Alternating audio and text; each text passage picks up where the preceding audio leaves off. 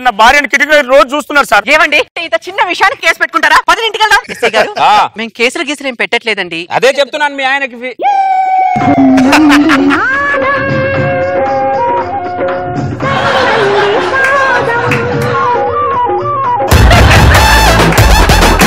దామిని గారు నా పక్కన అడుగులో అడుగు వేసి మాట్లాడి నడుస్తుంటే మీకేమనిపిస్తుంది? నాకేం అనిపించట్లేదండి. నాకేమనిపిస్తుందో తెలుసా? ఏమనిపిస్తుంది? ఆ 3 అడుగులు ఉన్నవాడితో 7 అడుగులు ఎలా వేశారనిపిస్తుంది. ఒక్కసారి 7 అడుగులు వేసిన తర్వాత అవి తప్పటడుగులు అని తెలిసినా మనం ఏం చేయలేం. వీడు రెడీగా ఉంటాడు ఎప్పుడైనా ఎవడోడు గోకుతాడని. ఈ ఆకులు కట్టుకోవడం ఏంట్రా? ఇది ఏ కాలం? ఎండాకాలం. ఎండాకాలం చల్లగుండాలంటే ఏం చేయాలి? చెట్టు కింద నుంచోవాలి. ఆ చెట్టు కింద పెట్టుకున్నా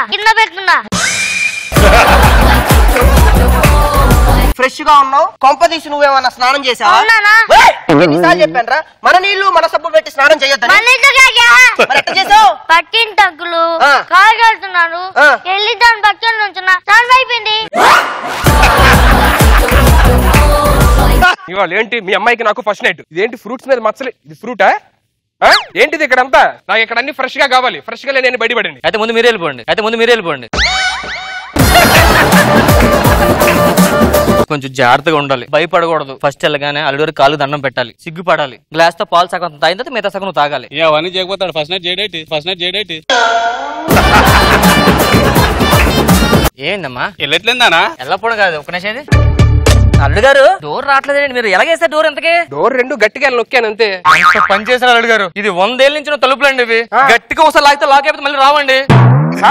అల్లుడు గారు ఒక నిమిషం అండి, మనకు తెలిసిన కార్పెంటర్ ఫోన్ చేద్దాం. ఒక నిమిషం. మామయ్య గారు 10 నిమిషాలు ఉందండి. మీరు మేనేజ్ చేయండి లోపల.